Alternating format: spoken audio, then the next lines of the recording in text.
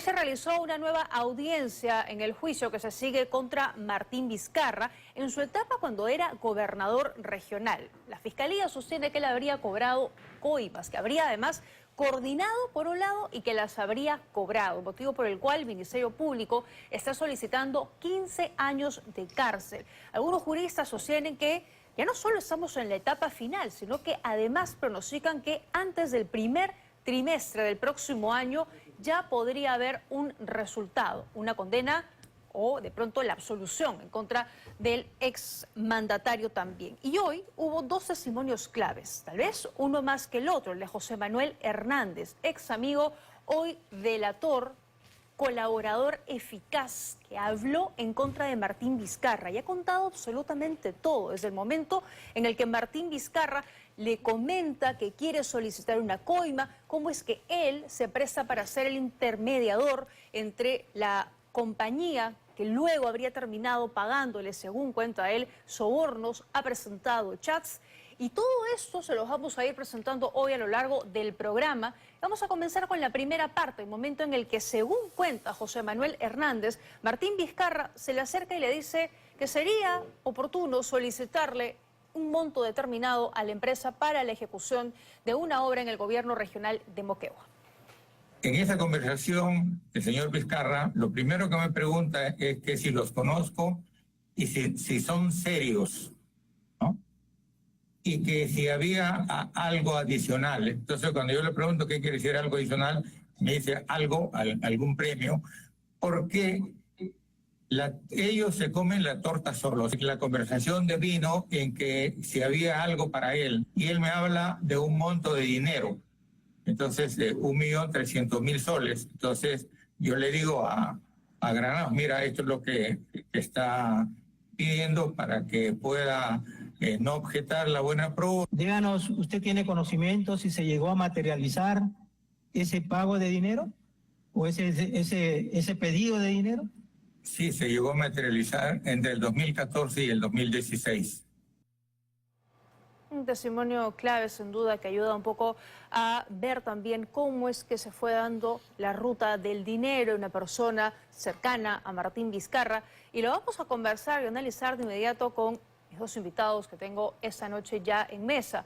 Nos acompaña Vladimir Padilla, abogado penalista, gracias por estar aquí. Bienvenido. Y también Juan Cheput, excongresista, exministro, también gracias por acompañarnos. Buenas noches. Bienvenidos. ¿Qué tal? ¿Cómo estás? A ver, ¿cómo ven esta primera etapa? Y comienzo con usted, doctor Padilla, por su análisis legal. Lo que comienza a contar José Manuel Hernández ya en una etapa de colaborador eficaz, corroborado además por el Poder Judicial, frente a lo que está contando en secuencia con lo que dice la tesis de la Fiscalía, ¿no? Que Martín Vizcarra habría recibido coimas cuando era gobernador regional.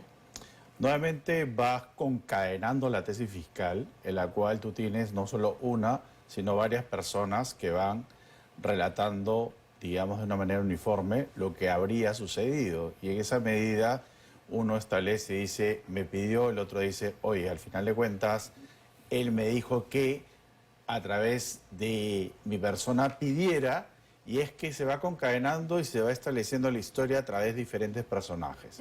Entonces, todos estos aportes que realizan estas personas conlleva a que el juez concluya al final de todas estas declaraciones, aunado a los diferentes elementos de prueba escritas que se den, que el señor es culpable o no lo es. Porque al final de cuentas uno puede decir, oye, a mí no me parece, como lo ha dicho el señor Vizcarra, oye, sí, a mí que me muestren. Pero es que no se trata de demostrar, no va a haber un papel, una filmación, sino es que tú tienes 1, 2, 3, 4, 5 personas que van diciendo y concadenando la historia que plantea la Fiscalía. Y todos coincidiendo, además, en varios hechos, ¿no? Todas las historias. Y además, para eso está su defensa, la cual puede contradecir lo que ellos están diciendo. Claro. Y si no lo hace, va teniendo verosimilitud lo que ellos están diciendo, ¿no? Una nueva autoridad al filo del banquillo y además, señor Martín Vizcarra, hasta el día de hoy insiste en su inocencia, ¿no?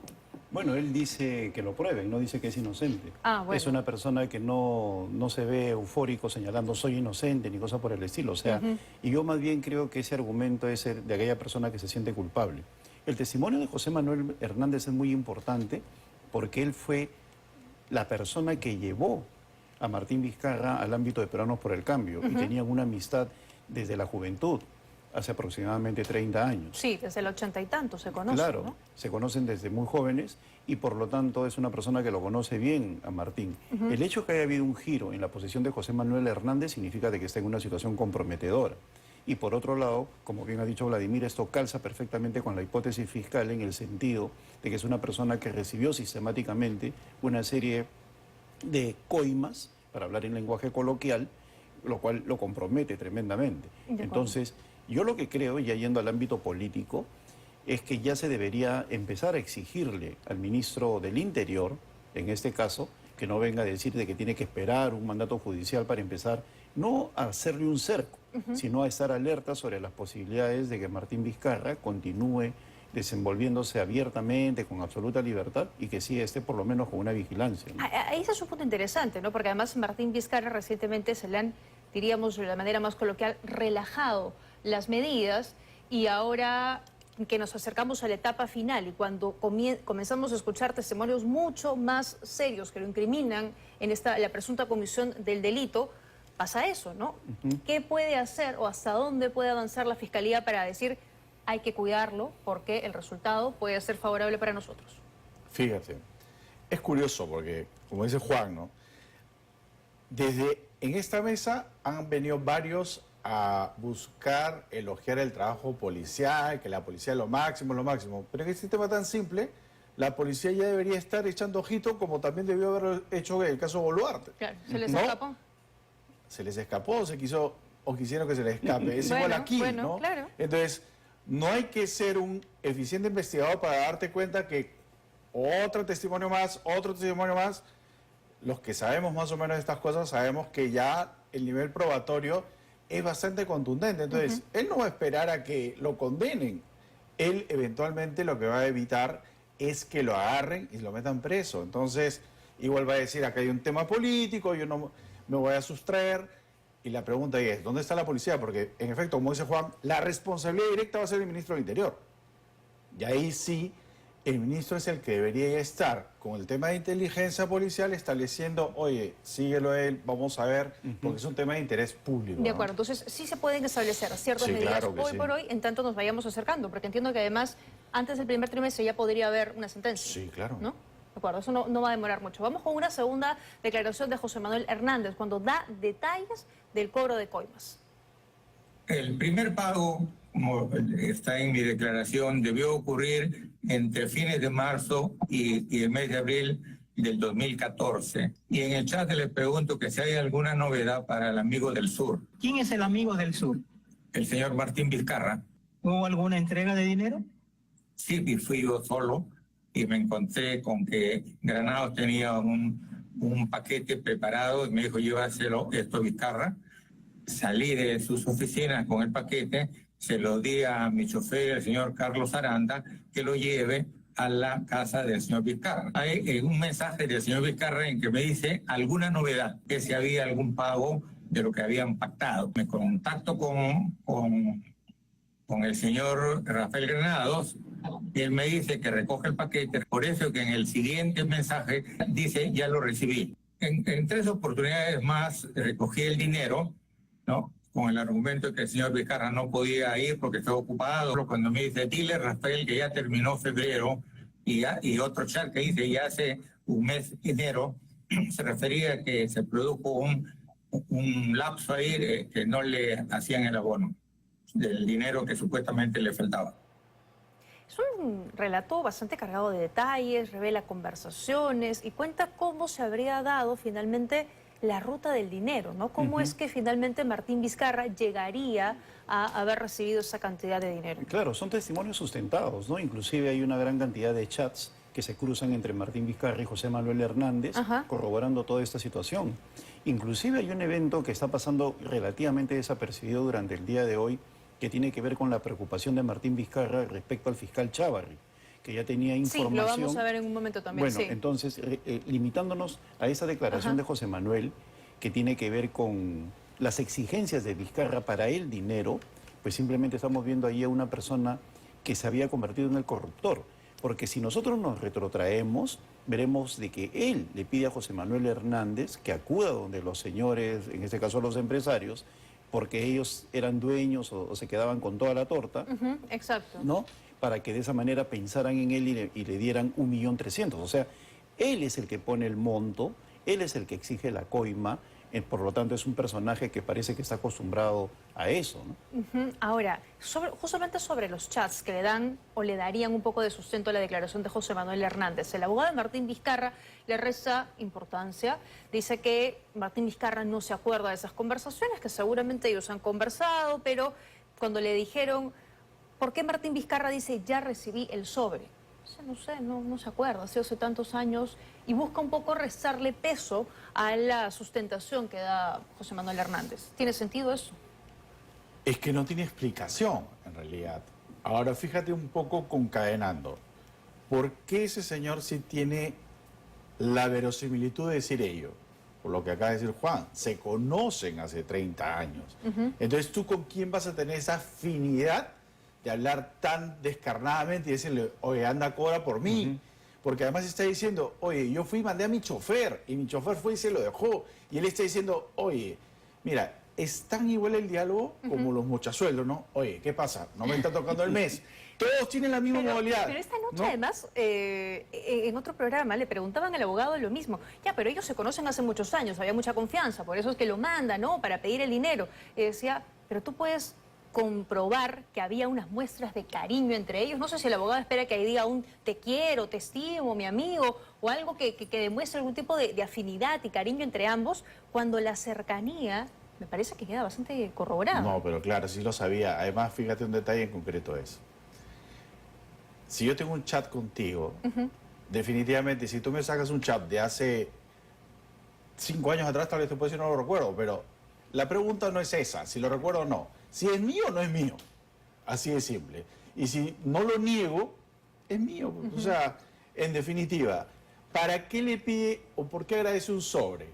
Si es un funcionario público, si es su amigo, ¿para qué?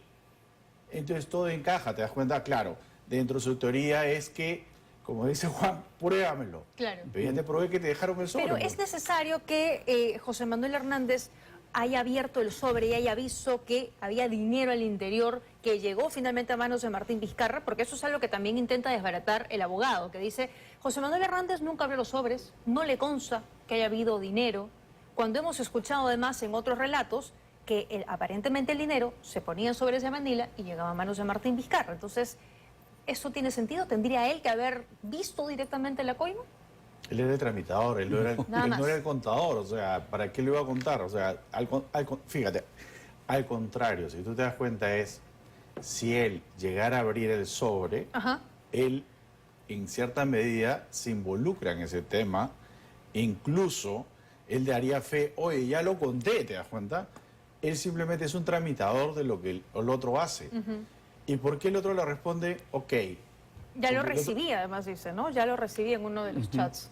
Mira, la amnesia es un recurso que puede ser válido en la investigación preparatoria, ¿ya? Pero realmente es muy pobre la defensa al señalar que no se acuerda. Mira, un juez evalúa otro tipo de cosas. Evalúa la consistencia, evalúa el contexto, evalúa las declaraciones de múltiples testigos, evalúa pues los hechos fácticos concretos, las transferencias, etcétera, etcétera. Claro. Entonces va tomando posición. Lo que está planteando el abogado de Martín Vizcarra es simplemente una actitud desesperada, no lo contó. Y si lo hubiera contado, hubiera dicho era menos de lo que dijeron, Ya, etcétera, exacto. etcétera. Hubiera contado una serie de historias para tratar de desvirtuar lo que ha pasado en concreto. Que en la casa de José Manuel Hernández en una oportunidad le dieron dinero que él se metió al bolsillo y que viene desde hace tiempo, que este señor ha estado exigiendo las coimas y por otro lado que en estos momentos no tiene una argumentación válida. Claro, es lo que decía al inicio también el doctor Padilla, ¿no? Que no van a haber directamente videos, como el caso de Vladimiro Montesinos, donde se vea la entrega de dinero, así tal cual, pero que hay una serie de indicios que van sumando, Hechos, que van sumando a finalmente que presumiblemente se cometió este delito. Vamos con otro extracto del señor José Manuel Hernández, donde discute con Martín Vizcarra por el recojo del dinero. Casi a fines del 2014, yo tuve una conversación un poco agria con el señor Vizcarra, porque siempre me decía que iba a ir a estos recojos y nunca llegaba. Entonces le dije que me estaba utilizando. Entonces de ahí ya un poco que me desligué del tema. Lo que tengo entendido que todo ya lo hizo directamente él ese año.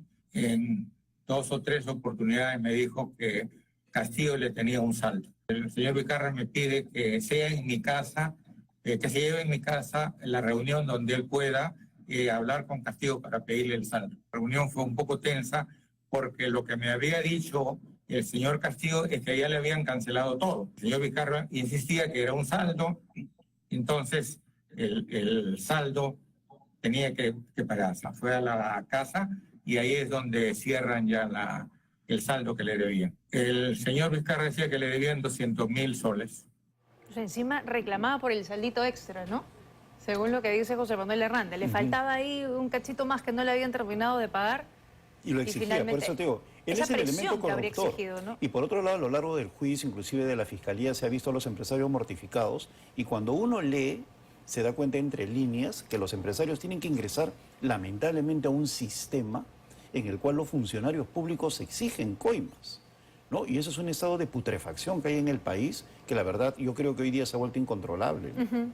Ahora, el tribunal tiene que corroborar con documentos, ¿cierto?, lo que se está diciendo el día de hoy, lo que estamos escuchando en estas audiencias. En efecto, tienes que tener elementos de prueba, pero ojo, un testimonio es un elemento de prueba. Yo te quiero contar esto. La tesis de la defensa de Vizcarra, ¿qué cosa es? Que todos se han puesto de acuerdo para perjudicarlo a él, y la pregunta es ¿para qué? Al contrario, ¿qué es más verosímil? Como dice Juan, oye, hay constructores que quieren ganar una obra. Y claro, le dicen, mira, si quieres ganar, paga. Y paga esto. Porque si no, no te vamos a la obra. Y él quiere ganar. Entonces le dicen, ya pues paga. Entonces él está pagando. Y él dice, yo pagué. Oiga, eso es un delito. Sí, lo sé. Y por esa razón han recibido una sanción. Exacto. Y por esa razón está pagando. Ok. Y el otro dice, ¿y a quién le diste? ¿Se la diste a él? No, yo se la di a su amigo. Y el amigo va a venir, te ha dicho, sí, en efecto me la dio a mí. Entonces la pregunta es, ya no tienes 1, tienes 2 y 3. ¿Qué es más verosímil, eso o lo dicho por el otro lado que te dice, todo es mentira, todo es un artimaño? ¿Y qué se benefician ellos? Porque la tesis sería es que ellos ganaron limpiamente. Claro.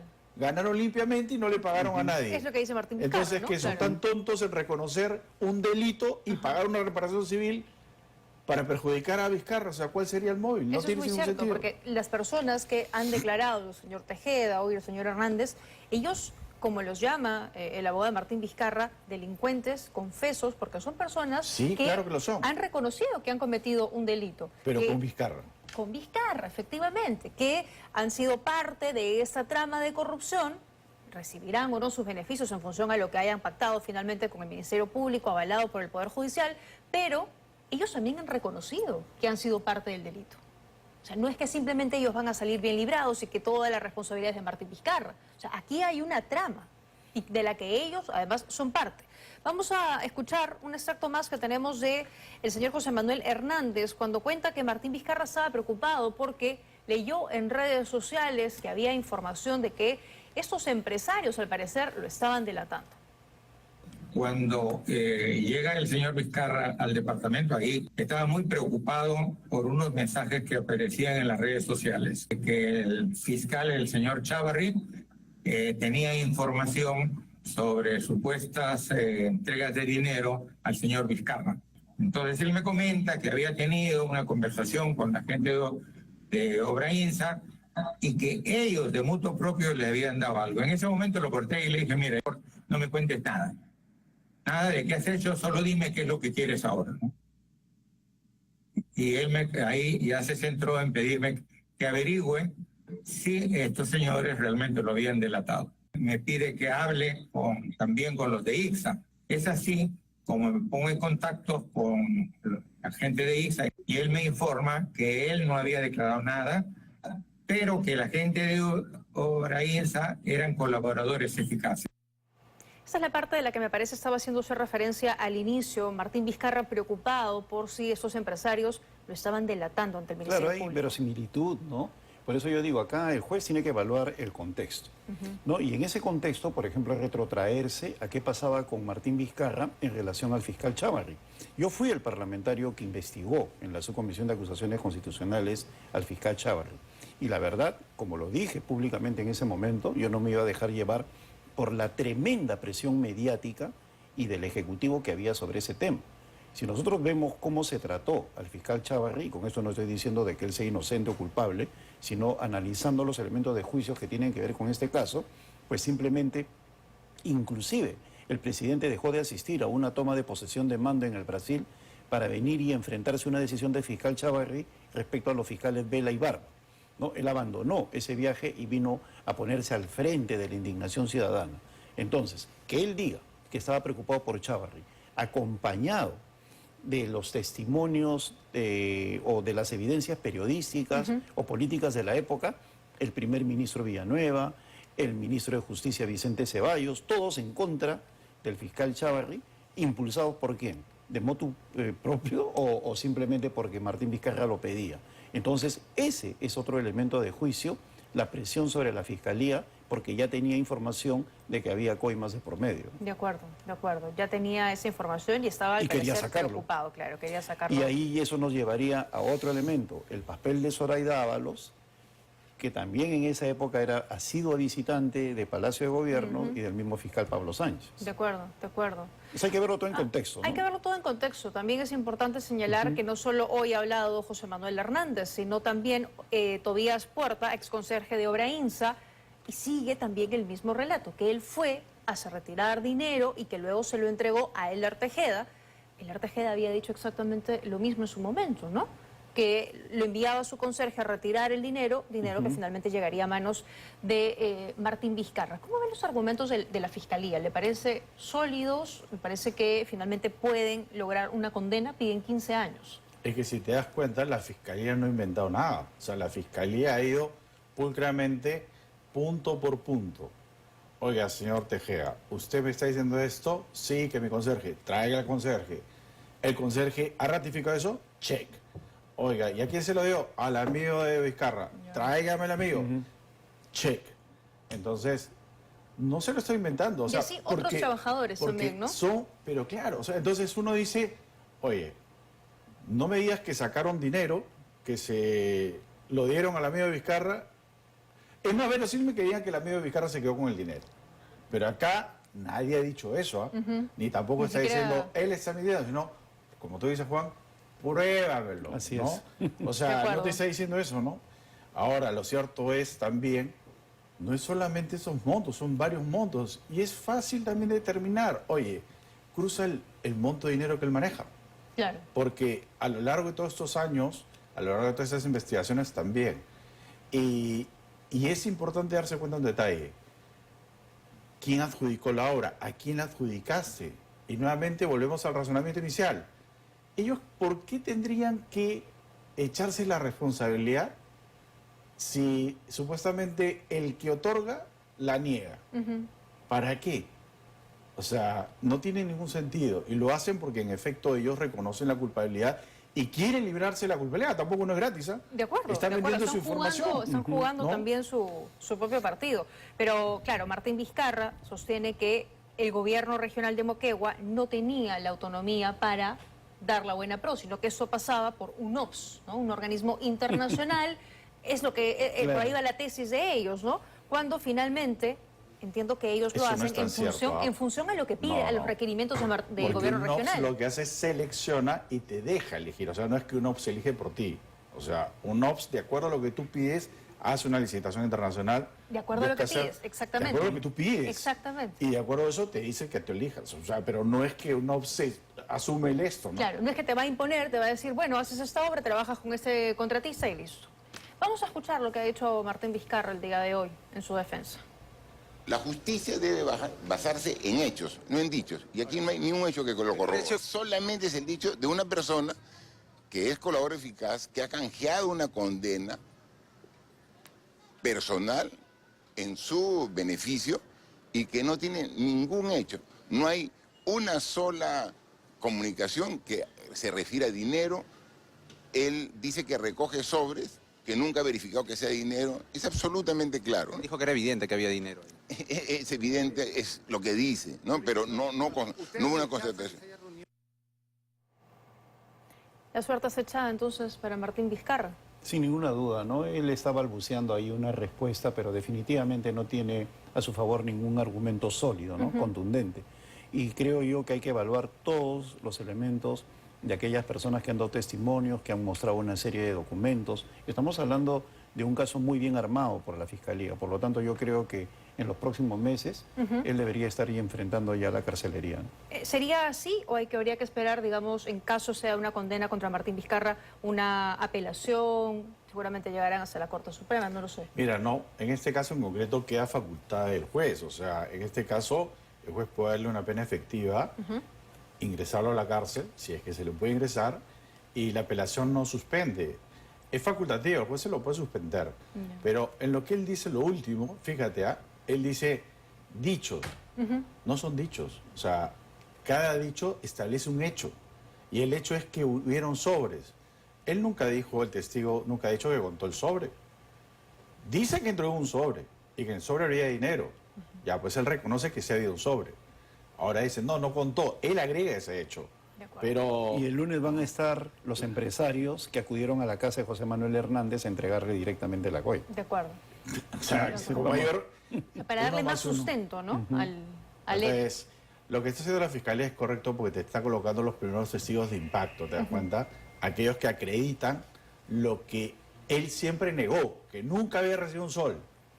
Al contrario, la pregunta es, ¿cómo sale Vizcarra de todo esto? ¿Cómo explicaría que él no recibió nada? No, y además los colaboradores eficaces pierden todos sus beneficios si es que mienten. De acuerdo. Entonces ellos no entrarían de ninguna manera a dar un testimonio falso, pues se perjudicarían ellos mismos. Y ya no son aspirantes, además, ya se les ha aceptado esta condición. O sea que lo que han presentado, tengo Se ha entendido que pasado fue por una avalado. serie de corroboraciones, no se ha quedado solo en el dicho, ¿no? De acuerdo, Claro. así que tiene mucho más sustento. Le pido por favor a ambos que me esperen unos minutitos, tenemos que hacer una pausa, pero A ver, vamos con las firmas de la presidenta Dina Boluarte. 3 firmas en particular que fueron analizadas la semana pasada por el semanario Hildebrand en sus 13 de resoluciones supremas, decretos que habría presentado la presidenta el 5, el 8 y el 10 de julio del 2023, que los mostramos aquí la semana pasada justo con su abogado, con el doctor Ernesto Blume, porque era evidente que eran bastante distintas la una de la otra. Puede ver usted a la mano derecha la firma RENIEC de la presidenta Dina Boluarte con las firmas que aparecen en los decretos y son distintas. Así que las sometimos al peritaje grafotécnico del señor Augusto Arbaiza y eso fue lo que nos dijo. En este caso puntual se han encontrado divergencias en el inicio de la firma. Por ejemplo, ella firma recto descendente, en la muestra cuestionada está curva, la letra que representa la L está en una posición mucho diferente a la que expone la pasante superior original. Después la letra Z aparece ligada y no desligada en cuanto a diferencias más puntuales que se ha podido resaltar. Además hay un trazado grueso, no es un trazado de predominio fino que caracteriza propiamente a las firmas auténticas y por tanto se ha llegado a la idea preliminar de que se trataría de una firma que no corresponde a su titular. No coinciden, dice el peritógrafo técnico. Doctor Padilla, ¿de qué delitos podríamos estar hablando? Que se confirma que Dina Boluarte, como dice el perito, no firmó. No es su firma Estás original. hablando de una falsificación de documento público, ¿no? Cuya pena va hasta 10 años. ¿Por qué? Porque fuera de los alcances de la ineficacia que pueda tener esa norma legal. Por cuanto... Y ahí viene... Esa es una muestra. Pero hay que ver porque dicen que habría firmado como 91 normas legales. Sus propios abogados lo han dicho. Claro, entonces habría que ver... Ojo, y aquí hay que entenderlo. No vale que ella diga, no, todas son mías. A ver, un momentito. Vamos a someterlo a un peritaje. ¿Por qué? Porque no hablamos de la persona, hablamos del funcionario. Y en ese sentido queremos saber si la presidenta del país firmó claramente. Y eso cualquier perito lo puede establecer. Exacto. Y claramente se puede establecer si esa firma corresponde al puño gráfico o no de la presidenta. Y supongo que la presidenta tomará o presentará sus muestras gráficas para que se haga una pericia en cada uno de esos documentos, ¿no? Y si no lo es, será. Esta puede ser una de las diligencias de la investigación preliminar que ha abierto la Fiscalía. De seguro.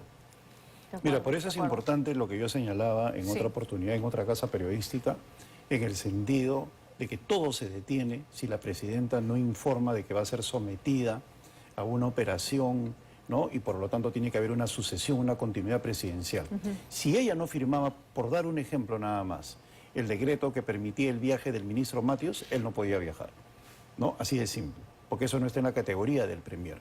Entonces, y así por el estilo, se detiene el Estado cuando no hay una línea de sucesión. Entonces, si ha habido alguien que para que no se detenga el Estado y se pueda aparentar que ella sigue en funciones, ha cometido este delito, pues tiene que ir a la cárcel. Y se tiene que determinar. Entonces, todos aquellos abogados, políticos que dicen, ¿cómo es posible que se preocupen de una operación a la nariz? No, este es el ejemplo. Hay 91 documentos que han tenido que ser adulterados en algunos casos, vamos a ver cuántos, basta con uno que lo hayan hecho. ¿Por qué?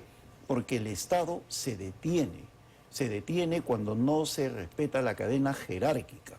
Y la cadena jerárquica que empieza en la presidenta al firmar un decreto supremo autorizado por el Consejo de Ministros, pues simplemente hubiera evitado que salgan los estados de emergencia, que salgan De acuerdo. los viajes, etcétera, etcétera. Hay más personas, o aparentemente, cuando se firma un decreto supremo de urgencia, hay más personas involucradas, no solo la presidenta. Por eso, mira, en principio un decreto supremo es discutido en el Consejo de Ministros. De ahí la categoría de supremo. Y por eso lo refrenda el premier, etcétera, ¿no? Y por eso te ponía el ejemplo de Juan Carlos Matius, que viajó en esa época a Nueva Zelanda, ¿no?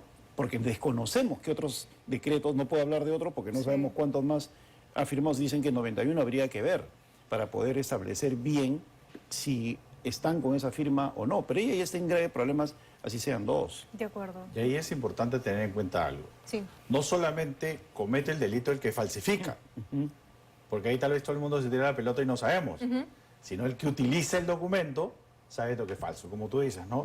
Oye, yo sé que tú estás incapacitada y no podías haber firmado esa No, el resolución. presidente del Consejo de Ministros, Pero Gustavo Adriancén, lo todos ellos utilizo. están involucrados, todos los ministros. Bueno, Otárola, ¿no? En el momento. Otárola, perdón. Claro, y lo utilizó, ¿no? Pero Otárola, claro, ha dicho, yo hablé con ella desde al día siguiente, la llamé como dando a entender que la presidenta nunca dejó las funciones, que siempre estuvo ahí trabajando un poco también para cubrirse, ¿no? Porque si no, él también se le ponen los reflectores cuando Claro, hablamos de Alberto este tipo de Otárola, casos. en todo caso que ha sido, y me retracto en lo que se refiere a Gustavo, pero Alberto Otárola, que era el premier en ese entonces, es responsable de esta situación, ¿no? Y eso es la principal demostración de que el Estado se detiene si no se respeta por la conciencia de vida de la señora presidenta, ¿no? Ahora, pero la semana pasada que estuvo acá el doctor Ernesto Blume, abogado de la presidenta Dina Boluarte, le pregunté por las firmas, porque era evidente, sin que hayan pasado peritaje, era evidente que son muy distintas la una de la otra. Y me dijo que uno no tiene la obligación de firmar de igual manera todos los documentos. Vamos a recordar lo que nos dijo en ese momento. Son 3 resoluciones que firmó la presidenta, que me parece además bastante evidente, es que la firma de la presidenta varía, sobre todo la del 5 de julio se ve muy distinta, surgen varias preguntas. O sea, la presidenta firmó realmente ella, alguien lo hizo bajo su consentimiento. No hay ley que obligue a la persona a firmar en forma idéntica y exacta cada vez. Uno puede variar su gráfica de acuerdo a determinadas circunstancias. Yo veo que a una simple visión de primera mano, digamos, se observa que las firmas son muy parecidas. ¿Es así, doctor Padilla, como dice Ernesto Blume? No soy perito, pero definitivamente no son parecidas y cualquiera se daría cuenta que no. Discrepo con el doctor Blume.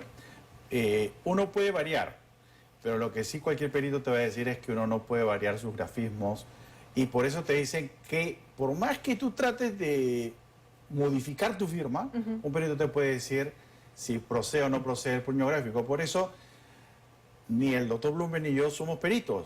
Que se sometan todos esos a un perito y el perito nos dirá si es correcto o no es correcto. Y si no lo es, que se sancionan los que han hecho eso. Mira, no es correcto lo que dice Ernesto Blume, definitivamente, ¿no? La Constitución tampoco dice o no hay, que no debes robar, pero eso no significa que esté permitido robar, ¿no? Entonces él está abusando de un hecho de que no está dicho, no hay ninguna ley para tratar de sustentar algo que a todas luces es falso. Mira, Pasará, sí.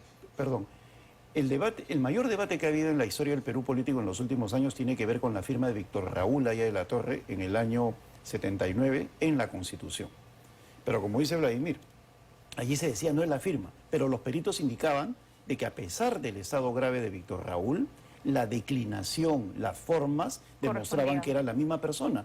Pero acá los declives, las declinaciones son completamente distintas. De acuerdo, y ninguno de los tres aquí es experto en la materia, pero es bastante evidente, como dice el doctor Padilla, que pase por peritaje.